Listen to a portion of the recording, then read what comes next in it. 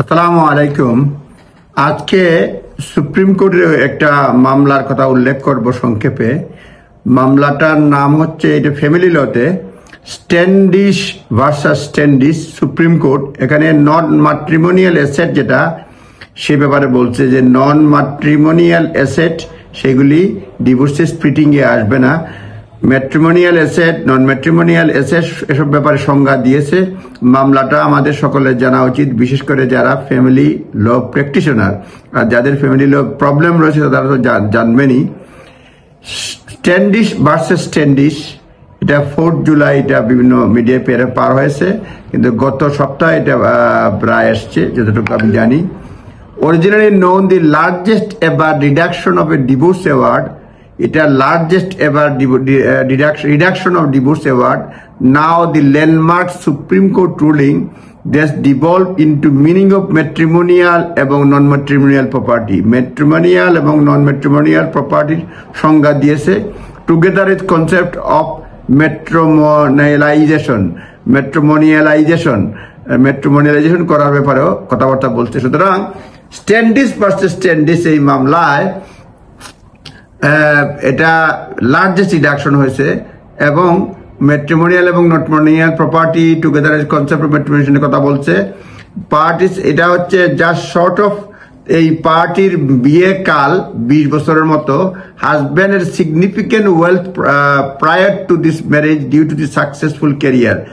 ম্যারেজে এই বিয়ের পূর্বে হাজব্যান্ডের সাকসেসফুল ক্যারিয়ারের জন্য এটা ক্যারিয়ার ছিল, সিগনিফিকেন্ট ওয়েলথ ছিল আর কি। তার মানে বিয়ের পূর্বে ক্যারিয়ারের জন্য সিগনিফিকেন্ট ওয়েলথ ছিল হাজব্যান্ডের।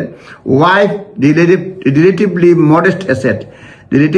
মডেস্ট অ্যাসেট ছিল ওয়াইফের। Shortly before the parties divorce হওয়ার পূর্বেই কিছু পূর্বেই husband transfer to wife investment of 77.8 million pound. Husband ওয়াইফকে ট্রান্সফার করছে 77.8 million pound as a part of tax planning exercise which is in the husband case had always been non-matrimonial property. এটা নন matrimonial property ছিল। এখানে বলা হয়েছে কোনটা নন matrimonial এগুলি উল্লেখ করতে হবে। ট্যাক্স পারপাস বা অন্যান্য পারপাস যদি হয় এগুলি আগে থেকে বলতে হবে। The trial judge within the financial proceedings held that assets were matrimonial property having become by virtue of transfer. Trial judge বলছে by virtue of transfer এটা ম্যাট্রিমোনিয়াল প্রপার্টি হয়ে গেছে, কিন্তু হাজব্যান্ড বলতেছে এগুলি এমনি এই যে 77.8 মানে 77 মিলিয়ন পাউন্ড মানে 77.8 মিলিয়ন পাউন্ড ট্যাক্স পারপাসে আমরা ট্রান্সফার করছি।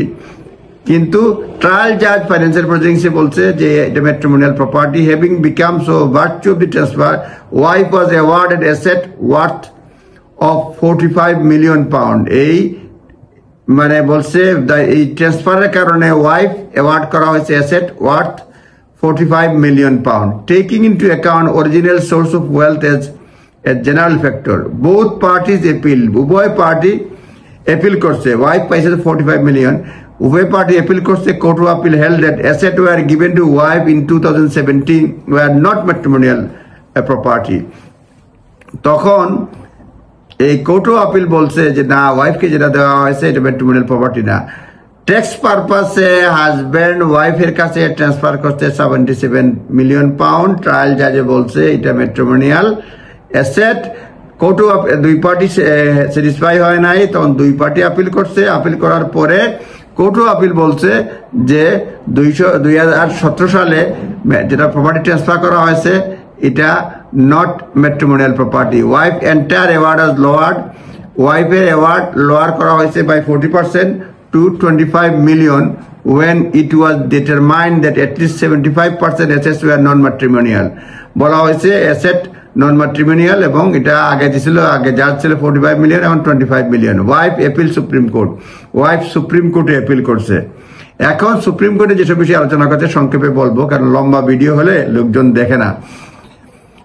ওয়াইফ অ্যাপিল এবং বুঝেও না অনেকেই।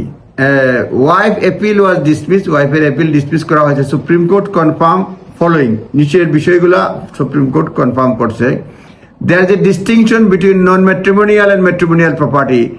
ম্যাট্রিমোনিয়াল প্রপার্টি ও নন ম্যাট্রিমোনিয়াল প্রপার্টির মধ্যে ডিস্টিংশন রয়েছে। কোর্ট আপহেল করছে যে legal title is not determinative of classification. Legal টাইটেলটাই ডিটারমিনেটিভ লিগ্যাল টাইটেল কোনোভাবে লেখা থাকলেই এটা ম্যাট্রিমোনিয়াল নন ম্যাট্রিমোনিয়াল অ্যাসেট হিসেবে ক্লাসিফাই করবে না। Sharing principle does not apply to non matrimonial property, অর্থাৎ non matrimonial property sharing principle হবে না, তো শেয়ার করা যাবে না। No comment were made about need and compensation, need এবং কম্পেনসেশনের ব্যাপারে কোনো কমেন্ট করা হয়নি। So non matrimonial property should not be divided as starting point. Non matrimonial property should not be divided as starting point, starting point হিসাবে divide করা হবে না। Starting point is matrimonial property to be shared on equal basis. Starting point matrimonial property equal basis share করতে হবে। Although you can depart from that depending on circumstances এর উপর বিবেচনা করে এগুলি ডিপার্ট করা যাবে। The concept of matrimonialization was supported whereby non-matrimonial property can be converted in matrimonial property. হতে পারে নন ম্যাট্রিমোনিয়াল প্রপার্টি ম্যাট্রিমোনিয়াল প্রপার্টি হতে পারে। However, whether this has been occurred will depend on assessment of how the parties have treated the asset in question. এগুলো depend করবে উভয় party এই সম্পত্তিটা কিভাবে তারা নিজেরা নিচে আর কি অ্যাসেস করছে, ট্রিট করছে। This transfer of asset into one spouse name to have tax will not itself constitute matrimonialization. Tax পারপাসে একজন স্পাউসের নামে সম্পত্তি ট্রান্সফার করা মানেই অটোমেটিক্যালি যেটা ম্যাট্রিমোনিয়াল প্রপার্টি হয় না। অনেকগুলো বিষয় আছে, লম্বা করব না। এটা মোটামুটি একটা সারমর্ম যে নন ম্যাট্রিমোনিয়াল প্রপার্টি এই মানে স্ট্যান্ডিস ভার্সেস স্ট্যান্ডিস মামলায় এই ইকুয়াল শেয়ারের মধ্যে পড়বে না। Whilst cases provided guidance on non matrimonial property, case guidance দিয়েছে non matrimonial property and how it should be dealt, এটা কিভাবে ডেল্ট করা হবে। Arguably it has left with us more question than answer. অনেকগুলি কোয়েশ্চনের জাগ্রত হয়েছে, কিন্তু মানে কোয়েশ্চন আনসার হচ্ছে take the fact they stand but instead of parting divorcing shortly after the payment they separated many years after এবং অনেক years তারা সেপারেট ছিল। whether the property has become matrimonial will depend on how the parties have treated, এই কোনো transfer করার পরে এটা matrimonial হলো কিনা, পার্টি কিভাবে ট্রিট করছে সেটার উপর ডিপেন্ড করে। অনেকগুলো বিষয় এখানে আসছে। মোট কথা হচ্ছে এটা সুপ্রিম কোর্টের এই মামলাটা একটা উদাহরণ হিসেবে ক্রিয়েট হয়েছে, কোনটা নন ম্যাট্রিমোনিয়াল কোনটা ম্যাট্রিমোনিয়াল কিভাবে হয়ে যায়, তারপরে ট্যাক্স পারপাসে করলে কি হবে না হবে। সুতরাং নন ম্যাট্রিমোনিয়াল প্রপার্টি এটা ইকুয়াল শেয়ারিং এ যাবে না। অনেকগুলো বিষয় এখানে আলোচনা হয়েছে, সুতরাং যারা রয়েছেন তারা নিজ দায়িত্বে দেখে নেবেন। আর আমি তো প্রিন্সিপালগুলি বললাম। ভালো থাকবেন, আসসালামু আলাইকুম।